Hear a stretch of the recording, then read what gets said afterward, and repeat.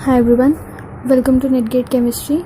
So, in this video of coordination chemistry, we are going to discuss about the formation of octahedral complexes. Okay, so in the formation of octahedral complexes, first we are going to understand about the orientations of the orbitals of metal and the placement of ligands around it. Okay, so first, you know that crystal field theory is strongly based on the assumption that metal and ligand are going to be as point charges, right? So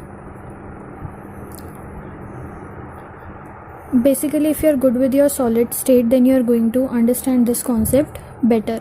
So first I am going to make a unit cell.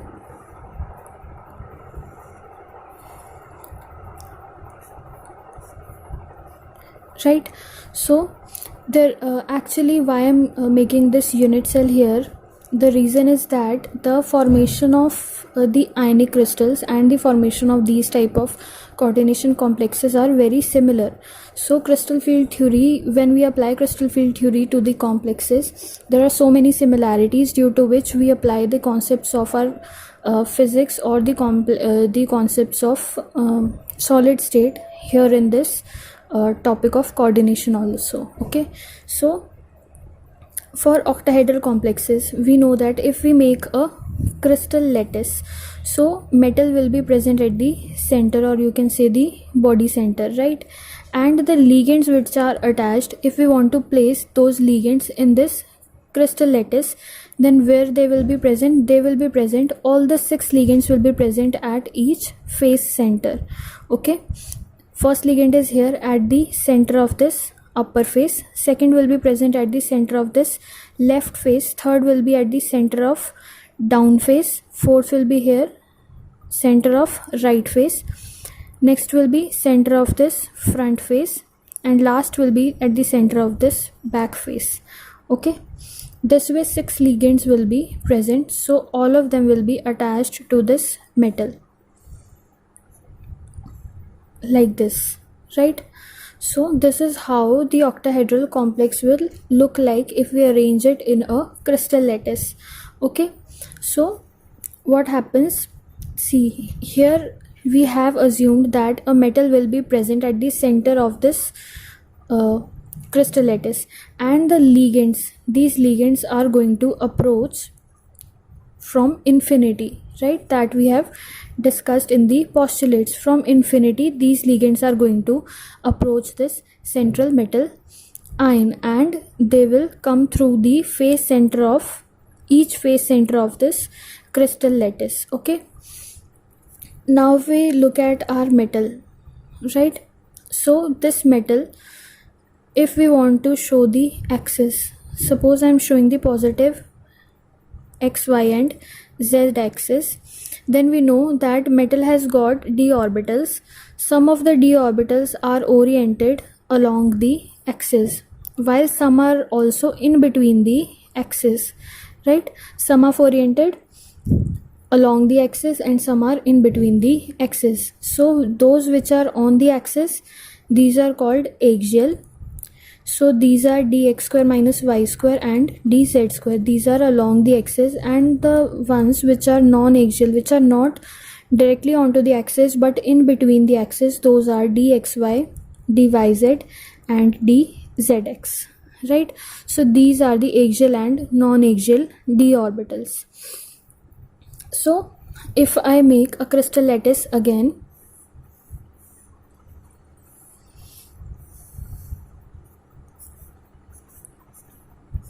and suppose this is a central metal ion present here. Now I am making x, y and z axis here, right? So suppose I am showing dx square minus y square, so this is x axis, this is y axis, this is negative x and this is negative y. So dx square minus y square will be present somewhat here, right? And dxy will be present somewhat here, right, in between the axis. Okay, so this is about the orientation of the orbitals and the placements of the ligands in a crystal lattice. Okay, so now we'll understand how this formation takes place. So we have already discussed in the postulate that ligand is first going to approach from infinity. Suppose metal is present somewhat here and ligand is approaching from infinity towards the metal, right?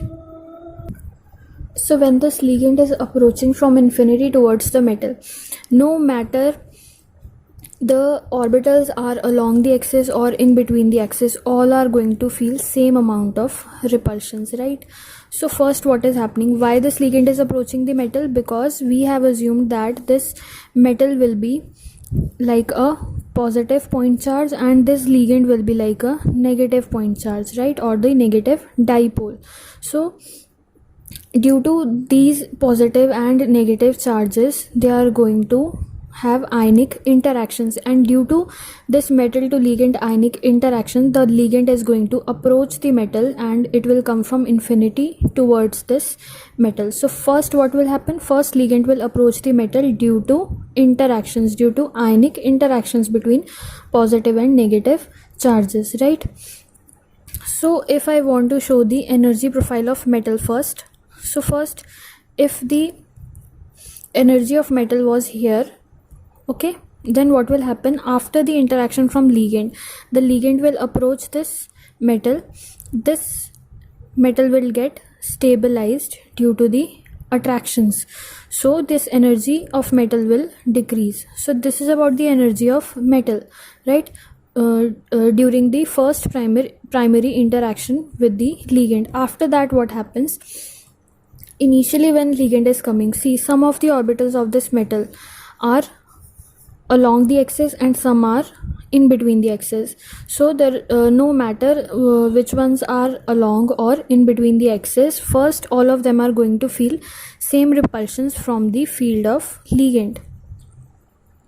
Because this ligand is having negative charge, it is definitely going to have some field. So due to the negative field of this ligand, all of them are going to feel same amount of repulsions, because the ligand is very far away and all of them are going to feel same amount of repulsions, right? After that, what happens? When the ligand starts approaching towards metal and the distance no longer remain infinity but a proper definite distance, what happens? Those which are oriented along the axis, they are going to feel more repulsion, because ligand is coming from the axis towards the axis, right? So those which are oriented towards the axis means those which are axial are going to feel more repulsions, okay, and those which are non-axial, they are going to feel less repulsions, okay. So first, what happened?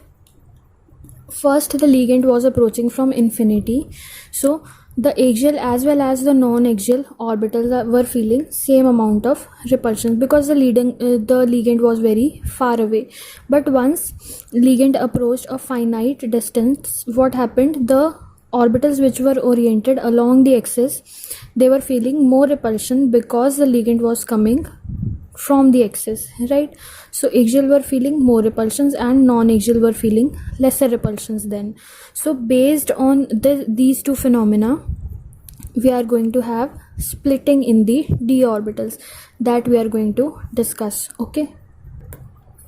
So now we are going to place the d orbitals energetically. So first, what happened? Suppose these 5 d orbitals are present here, okay. There are no metal to ligand interactions, so all these 5 d orbitals are present here. Then what happens? There is a metal present here and there is a ligand which is approaching from infinity now, okay. So as the ligand starts to approach this metal from infinity, what happens? These d orbitals, the orbitals which are present along or in between the axis, all these 5 d orbitals, they starts to feel repulsions from this negative field of ligand. So what happens? Due to the repulsion because of the ligand field, these orbitals, because the nature of orbitals is always negative field, okay. So because the nature of ligands and the nature of orbitals of this metal is always negative field. So what happens, the negative field of ligand and the negative orbitals, they start to feel repulsion from each other, the orbitals which are present on the axis and also in between the axis. So due to the repulsion between the field of ligand and the orbitals of metal, these d orbital, they have higher energy now when the ligand is approaching from infinity, right? After that, what happens, the ligand approaches a certain distance, a certain finite distance. Then what happens, we know that the ligand is going to approach from the face center in octahedral complexes, right? So, or you can say it is approaching from the axial position, right?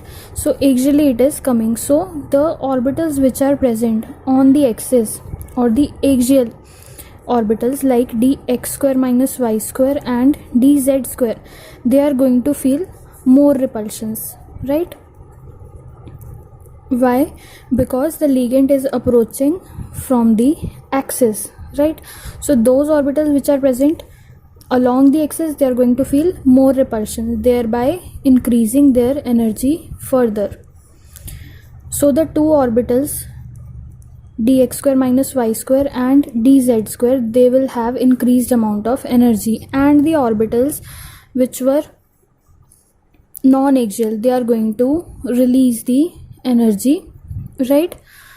Following the barycenter rule that we'll discuss now, dxy, dyz and dzx. Why? Because the ligand was no longer approaching these orbitals, right? So they decrease their energy and get a little bit stabilized, but not as much as the case of the orbitals when there was no metal to ligand interactions. Okay, so this is about the splitting. This is called the splitting. First, the excitation of all the 5d orbitals happen when the ligand starts to approach from infinity, because all of them were feeling same amount of repulsions. And then what happens, when the ligand approaches a certain finite distance, then these 5 orbitals realize that the ligands are approaching from the axial positions. So the orbitals which were present along the axis, they excite themselves, and those which were not along the axis and were non-axial, they feel a little bit relaxed and they de-excite a little bit. So this is the splitting, right? So now if I consider this energy level to be having energy is equals to 0, or if I consider it to be barycenter, right, then there is a proper energy distribution, right? So above this there is energy of plus 3 by 5 del naught del O, and below this there is minus 2 by 5 del O. Okay, del O is the energy difference between these two. This is del O. Okay, this is crystal field stabilization energy in octahedral field. O denotes octahedral. Okay, this is not naught, this is O for octahedral. Okay, so this is about the splitting in octahedral complexes, right? So this is about the d orbitals. What about the p orbitals? If I talk about p orbitals, it's very easy. There are 3 p orbitals, px, py and pz. All are along the axis. So for first, what will happen? These are 3 p orbitals, px, py and pz, present at this energy level. Okay, now what happens when the ligand approaches these 3 orbitals? They excite. Okay, but there is no as such splitting because all of them are axial. Okay, so all of them excite by same amount. Similarly, if I talk about s orbital, there is no excitation because s orbitals are near to the nucleus. Also, if we look at the placement of orbitals, then first there will be d, then p and then s. So when a ligand is approaching, see, ligand will be having some amount of field that will be very much approachable to d, and lesser in case of p, and very less in case of s due to the distance, right? Because field is always distance dependent. So there are two reasons for s orbital to not excite. That is, first is that s orbitals are always near to the nucleus and bounded very strongly, and secondly, the ligand fields are not that much penetratable towards the s orbitals. Okay, so this is all about the orientations of orbitals, the formation of octahedral complexes, the splitting of d orbitals, p orbitals, and s orbitals orientations, right? So this is all about the octahedral complexes. In the next video we are going to discuss about the tetrahedral complexes. Okay, so far that's it for this video. Thank you so much for watching.